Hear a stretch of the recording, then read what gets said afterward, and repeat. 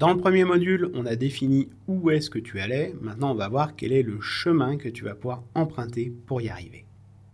Et la première des choses à faire, ça va être de définir les étapes. Pour ça, je te propose d'utiliser un outil qui s'appelle la méthode WOOP. Alors, le W, c'est pour le wish, c'est la destination. Ça, normalement, tu l'as construit dans le précédent module, donc tu l'as déjà à ta disposition. Le premier O, ça va être pour outcome. Ce sont les résultats que tu attends en atteignant cette destination. Là aussi, normalement, les outcomes, c'est quelque chose que tu as déjà défini dans ta destination. Va rester les deux dernières lettres. Le deuxième O pour les obstacles. Quels sont les obstacles que tu vas devoir franchir pour réussir à atteindre ta destination? Et enfin, le P pour plan, ça va être quel est le plan que tu vas suivre pour atteindre ta destination. Pour avancer sur ce plan et ces obstacles, je te propose deux outils très différents. Le premier, le rétro-planning. Le rétro-planning, c'est tu pars de la date de fin, tu vas ensuite identifier toutes les tâches et actions qui vont être nécessaires de réaliser pour atteindre la destination. Pour chacune de ces tâches et actions, tu vas identifier la charge de travail et le délai que ça va prendre. Identifier ensuite les liens de dépendance qu'il peut y avoir entre les actions. Peut-être que pour finir telle action, il faut avoir fini une autre avant, sinon tu n'auras pas les éléments. Identifier ensuite le chemin critique. C'est combien de temps au minimum je sais que ça va me prendre pour faire tout ça, et du coup ça va te donner la date de départ limite. Et enfin, ça va te permettre d'ajuster également, est-ce qu'il va falloir faire des tâches en parallèle, est-ce que tu as suffisamment de bras, est-ce que tu as suffisamment de budget. Bref, ça va te permettre d'avoir quelque chose de très exhaustif. Le deuxième outil que je te propose, il est diamétralement opposé, c'est la méthode ABZ. Alors la méthode ABZ, le principe est extrêmement simple, c'est où est-ce que tu en es aujourd'hui, maintenant. C'est ton point A. Le point Z, c'est ta destination. Celui-là, tu le connais. Et le point B, c'est quelle est la première étape que je dois faire pour avancer vers cette destination. Et là, tu vas avoir par contre face à toi un nuage, dans le sens où tu ne vas pas savoir exactement ce qui t'attend. Ces outils vont avoir leurs forces et leurs faiblesses et ils vont être plus ou moins adaptés en fonction de qui tu es, de ta personnalité et du fonctionnement également de ton équipe. Si on prend le rétro-planning, le gros avantage du rétro-planning, c'est le fait qu'il soit complet. Tu auras une vue exhaustive et tu vas savoir exactement ce qui t'attend. De la même façon, tu vas connaître le chemin critique. Donc, en termes de date, tu ne seras pas trop pris au dépourvu, à part s'il y a bien sûr quelque chose de non prévu qui te tombe dessus. Par contre, le rétro-planning est excessivement lourd à mettre en place et à maintenir dans le temps. Je dis lourd à mettre en place parce qu'il va falloir tout identifier et à maintenir dans le temps aussi parce qu'à chaque fois que ça dérive, il va falloir remettre tes documents à jour. Sinon, tu ne seras plus en capacité de les utiliser, ils seront bons à mettre à la poubelle. La méthode ABZ, elle, à l'inverse, elle est excessivement souple parce que tu ne te prends pas la tête à tout construire avant, tu vas faire petit à petit en fonction de ce qui se présente au moment donné. Ça permet également une mise en mouvement excessivement rapide. Là où pour le rétro-planning, il y a toute une phase de préparation en amont qui peut être lourde et qui pousse à la procrastination, là dans la méthode ABZ, pouf, tu commences tout de suite et c'est parti. Et tu te rends compte après des choses réelles et tu ne travailles pas qu'en chambre. Et évidemment, tu l'auras compris, la méthode ABZ, son point faible, c'est le manque de visibilité, c'est tous ces nuages que tu as devant toi qui peuvent cacher des problèmes plus ou moins importants. C'est après, comme je te le disais, un choix qui relève de toi, de ton fonctionnement et de celui de ton équipe et évidemment du sujet sur lequel tu veux l'utiliser. Que tu utilises le rétro-planning, la méthode ABZ ou encore autre chose, il va être important de définir des objectifs que tu vas pouvoir suivre dans le temps. Ces objectifs, je te propose de les construire selon l'anagramme SMARTER, avec le S pour spécifique. C'est-à-dire que ton objectif, il va être lié à une situation donnée, c'est pas un truc que tu vas mettre partout. Le M, c'est pour mesurable. C'est-à-dire qu'il va y avoir des critères externes ou internes qui vont être observables. Le A, c'est pour acceptable. C'est est-ce que cet objectif, il donne envie? Parce que si c'est un truc qui donne pas envie, les gens, ils vont pas être motivés, et toi le premier, et ça va être compliqué. Le R, c'est pour réaliste. Là, on est dans la différence entre l'objectif et le vœu pieux. C'est-à-dire qu'il va falloir que ce soit possible en fonction des éléments de contexte et également s'assurer que c'est bien uniquement à la main de la personne et qu'elle ne dépend pas de choses extérieures. Le T, ça va être pour timeable, c'est-à-dire qu'il y a une limite de temps qui va être posée. Le E, c'est pour estimable, c'est-à-dire qu'à n'importe quel moment, on doit pouvoir estimer de où est-ce qu'on en est par rapport à cet objectif. Et le R, c'est pour révisable, c'est-à-dire que de la même façon, on va pouvoir prendre la décision à un instant donné de dire cet objectif, il est trop ambitieux, il n'est pas assez, et on va pouvoir revenir dessus. Pour rendre ça plus concret, je te propose 4 exemples que l'on va passer à la moulinette du Smarter. Cet exercice, tu pourras faire le même lorsque tu vas définir les objectifs qui te concernent par rapport à ta destination. Tu pourras l'utiliser également dans d'autres situations où tu es amené à construire des objectifs. Premier exemple, suivre une formation sur le sujet XY. Est-ce que ça, c'est Smarter ?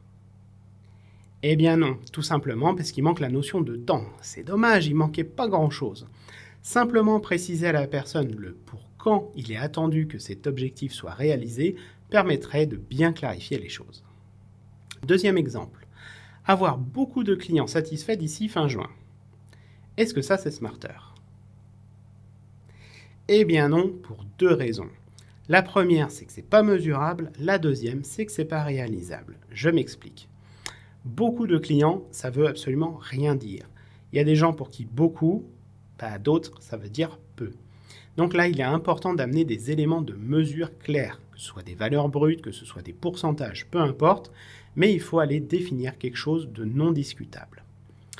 Deuxième chose, est-ce que c'est réalisable ? Eh bien non, parce que c'est pas à la main de la personne. C'est le client final qui va définir s'il est satisfait ou non. Et on n'est pas dans sa tête, on n'est pas dans son histoire de vie. Donc nous, on peut faire en sorte que ça aille mieux, mais on peut que faire en sorte. On n'a pas la main sur le résultat final. Donc là, cet objectif, il est mal posé. Exemple 3. Vendre en moyenne X perceuses chaque mois pendant 12 mois. Un objectif classique qu'on va retrouver chez des vendeurs. Et pourtant, ce n'est pas un objectif Smarter. Et oui, il n'est pas réalisable. De la même façon, le commercial, c'est pas lui qui a la carte bleue qui va payer à la fin, c'est le client. Et lui seul a la main pour dire j'achète ou j'achète pas. Et donc, donner ce type d'objectif à un commercial, c'est le mettre en difficulté parce que finalement, c'est pas à sa main. Quatrième exemple, formaliser le support du process numéro 1 d'ici 4 mois. Est-ce que ça là, on est Smarter ? Eh bien oui, toutes les cases sont cochées. C'est spécifique à une situation, c'est mesurable, c'est fait, c'est pas fait. Est-ce que c'est acceptable ? Oui, ça peut être sympa quand même d'avoir de la doc sur un process. Est-ce que c'est réalisable ? A priori oui. C'est timé. Est-ce que c'est évaluable ? À n'importe quel moment, on peut voir si c'est fait, pas fait. Est-ce que c'est réajustable ? Effectivement, à n'importe quel moment, on peut dire stop ou encore. Les objectifs, c'est formidable. Ça permet de cadrer les choses, ça permet de faire avancer, mais ça comporte aussi des risques, il faut bien en avoir conscience.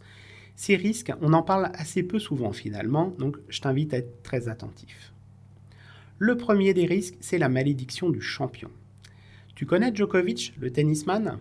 Djokovic, pendant toute une période de sa carrière, il était invincible, jusqu'au jour où il s'est mis à perdre.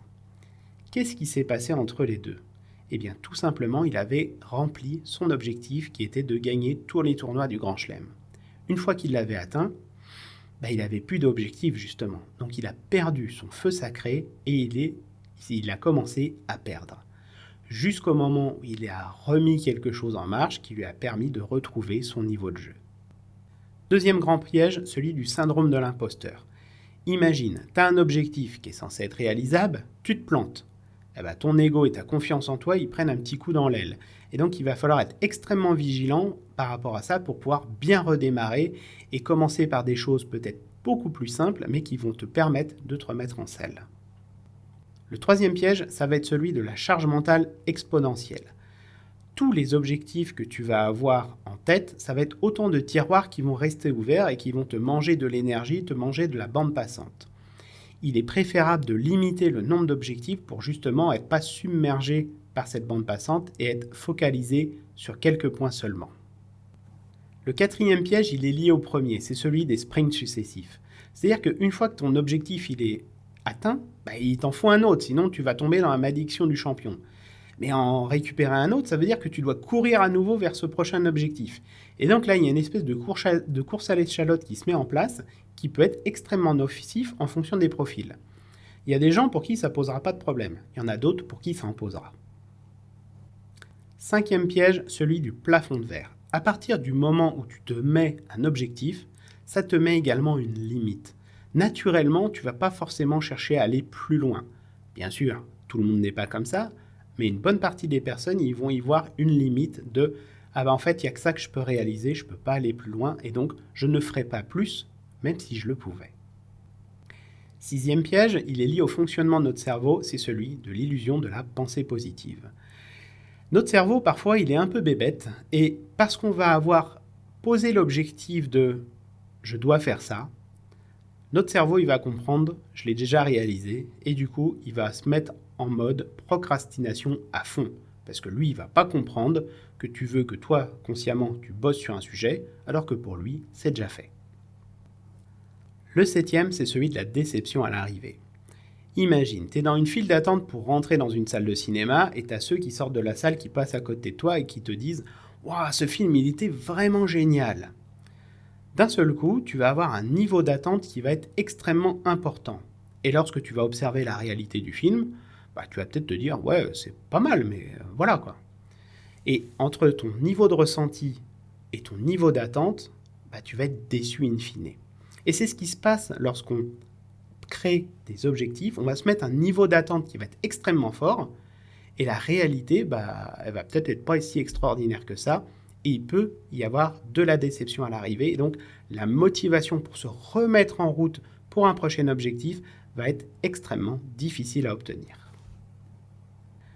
C'est tout pour cette vidéo, et on se retrouve dans la prochaine.